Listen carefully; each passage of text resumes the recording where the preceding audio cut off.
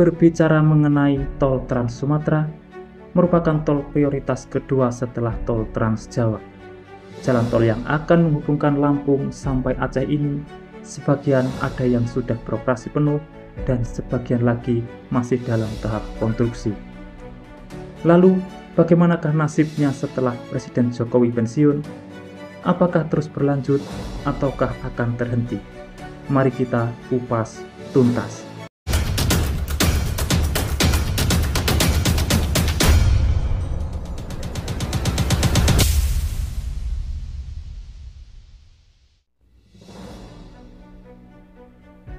Seperti biasa, sebelum berlanjut ke pembahasan, dukung selalu channel ini dengan cara subscribe dan nyalakan loncengnya untuk mengikuti update informasi di setiap harinya.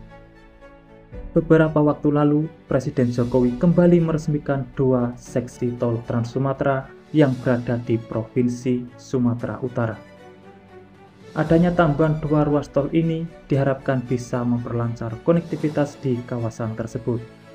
Presiden Jokowi menjelaskan, tol Tebing Tinggi Indrapura memiliki panjang 20,4 km dengan biaya investasi mencapai 3,06 triliun. Sedangkan tol Indrapura 50 memiliki panjang 15,6 km dengan biaya sebesar 1,67 triliun. Kedua ruas jalan tol ini akan meningkatkan konektivitas kawasan ke pariwisata di Danau Toba. Selain itu juga akan meningkatkan kecepatan mobilitas logistik ke Pelabuhan Kuala Tanjung dan akses ke kawasan ekonomi khusus Saimangke. Adapun Presiden Jokowi meyakini adanya tol ini membuat banyak investasi berdatangan ke Sumatera Utara, juga mendorong pertumbuhan usaha hingga menciptakan lapangan pekerjaan. Setidaknya, dalam 2 periode ini, Presiden Jokowi menjadikan mega proyek tol Trans Sumatera menjadi salah satu prioritas untuk dikebut penyelesaiannya. Terhitung sejak 2015, pemerintah mendorong proyek dengan target 2.790 km tol tersambung untuk direalisasikan. Dengan mengucap Bismillahirrahmanirrahim, pada pagi hari ini saya resmikan Jalan Tol Ruas Indrapura Kisaran Seksi Indrapura 50 dan Ruas Kuala Tanjung Tebing Tinggi Parapat Seksi Tebing Tinggi Indrapura di Kabupaten Batubara, Provinsi Sumatera Utara.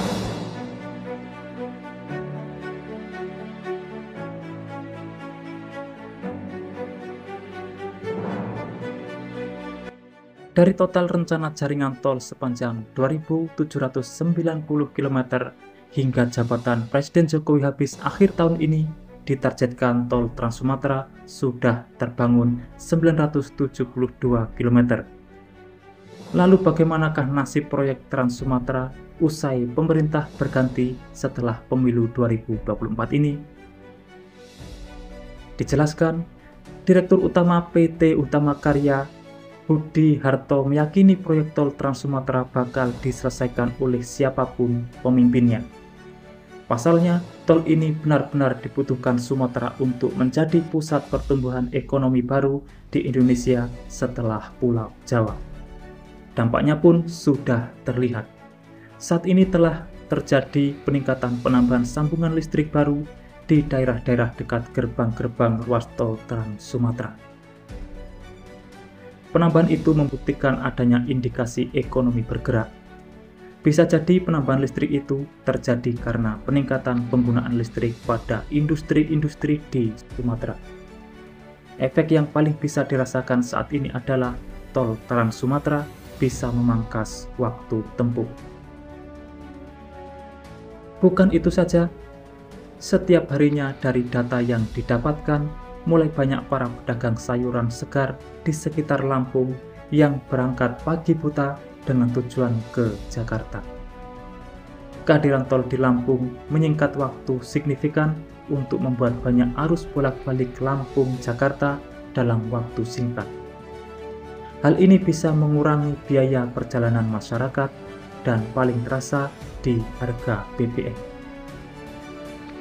Sebagai contoh, dulu sebelum ada tol, perjalanan Bekauheni sampai Palembang waktu tempuh kurang lebih sekitar 11 jam.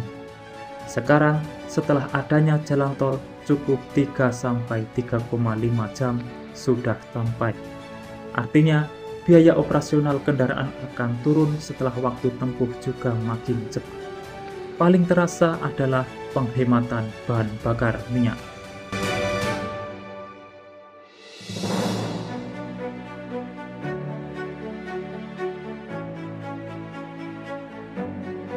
Berdasarkan Peraturan Presiden Nomor 100 Tahun 2014, JO Peraturan Presiden Nomor 131 Tahun 2022, Jalan Tol Trans Sumatera sepanjang 2.790 km dibangun dalam 4 tahap. Dinyatakan 972 km tol yang merupakan tahap pertama bakal kelar di akhir tahun 2024.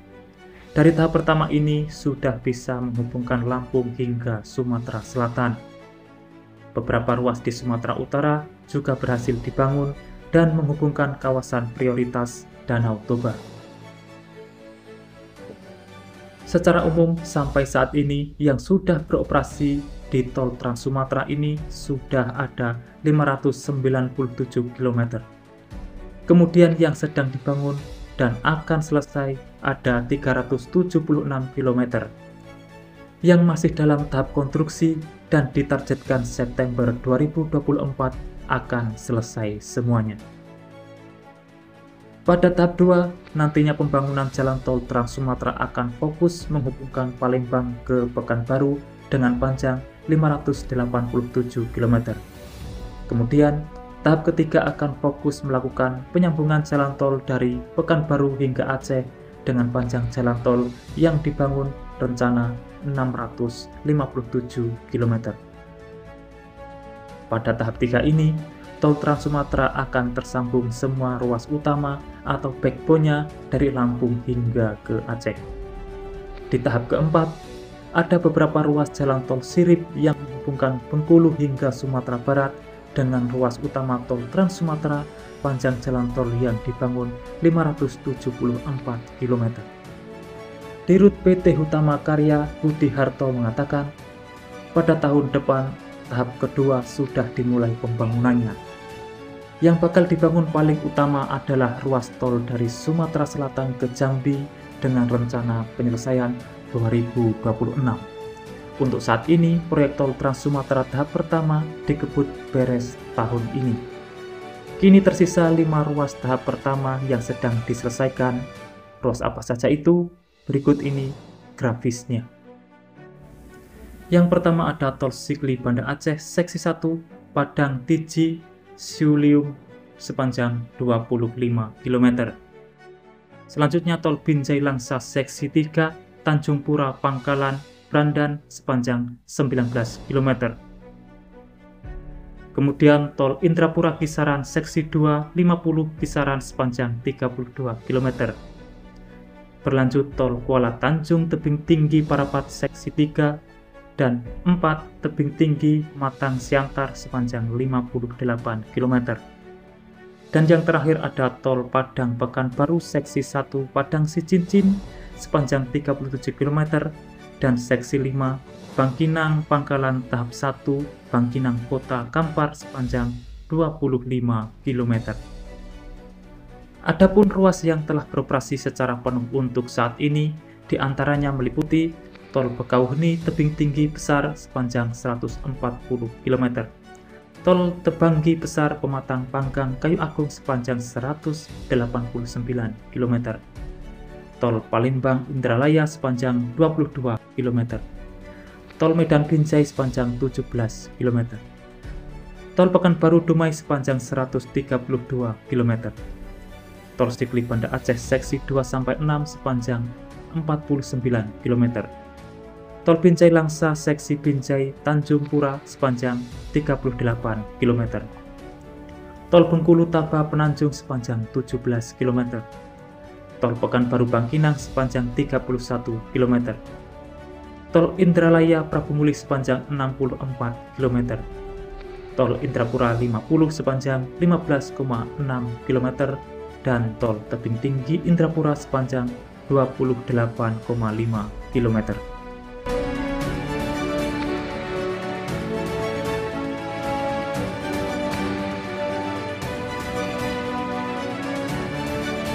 Untuk memenuhi itu, PT Hutama Karya mengungkapkan siasat untuk bisa menyelesaikan pembangunan jalan tol Trans Sumatera. Dengan target 2.790 km jalan tol yang ditugaskan pemerintah untuk dibangun, tentu saja Hutama Karya perlu dukungan modal yang kuat. Direktur Utama Hutama Karya Budi Harto mengatakan, salah satu cara untuk tetap mendapatkan modal pembangunan jalan tol baru adalah dengan melakukan aset recycle. Mudahnya menjual jalan tol yang sudah jadi untuk kemudian uangnya digunakan kembali untuk membangun jalan tol lain. Saat ini sudah ada 2 ruas tol Trans Sumatera yang dijual Hutama Karya. Tepatnya, ruas Medan Binjai dan Bekauheni Terbanggi Besar yang dilepas sahamnya ke Lembaga Pengelola Investasi Indonesia Investment Authority. Uang yang didapat dari penjualan tol itu juga digunakan Hutama Karya untuk menurunkan pinjaman. Menurutnya, ke depan jalan-jalan tol yang sudah dibangun dan trafik lalu lintas hariannya sudah cukup menguntungkan juga bakal dilego Hutama Karya. 2 ruas yang menyusul untuk dilego adalah Terbanggi Besar Kayu Agung dan juga Pekanbaru Dumai. Budi Harto juga memaparkan sejauh ini pihaknya memang menjadi BUMN langganan suntikan dana dari pemerintah. Tol Trans Sumatera adalah proyek yang kurang menguntungkan secara finansial saat ini karena tak semuanya akan langsung ramai dan menguntungkan saat mulai beroperasi. Awalnya, Hutama Karya merencanakan pembangunan tol Trans Sumatera dengan skema 70% modal dan 30% pinjaman. Namun setelah beberapa ruas beroperasi, ternyata tarif harian lalu lintasnya tak serta-merta langsung ramai seperti saat studi. Pinjaman pun sulit untuk didapatkan. Maka dari itu, pemerintah memutuskan untuk menyuntik modal ke Hutama Karya sebagai konsekuensi penugasan. Seluruh pembangunan kini dibiayai APBN lewat suntikan BUMN.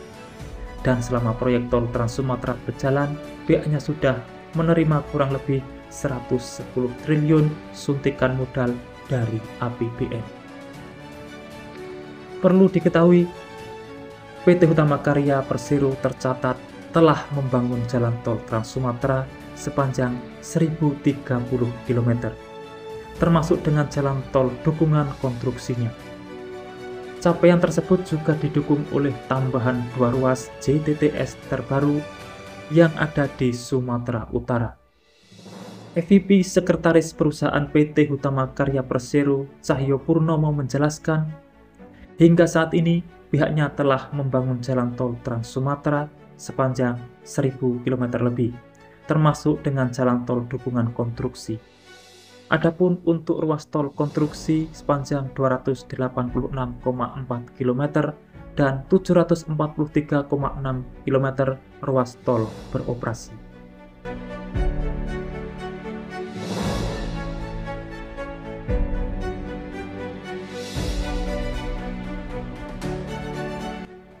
Dengan begini, bisa dipastikan tol Trans Sumatera tetap akan berlanjut. Hanya saja pasti nanti akan ada yang diprioritaskan dan yang tidak. Keluar masuk PSN itu mungkin bisa dimaklumi, karena pasti akan ada ruas tertentu yang harus didahulukan untuk diselesaikan, dan akan menunda ruas-ruas yang lain. Pada intinya, semua pasti akan tersambung, hanya saja targetnya akan berbeda-beda. Demikian informasi yang dapat saya sampaikan untuk saat ini. Jangan lupa pantau terus channel ini untuk mendapatkan update selanjutnya. Dan semoga apa yang saya sampaikan ini bermanfaat. Sudah waktunya saya pamit undur diri. Wassalamualaikum warahmatullahi wabarakatuh. Sampai bertemu di kabar menarik selanjutnya.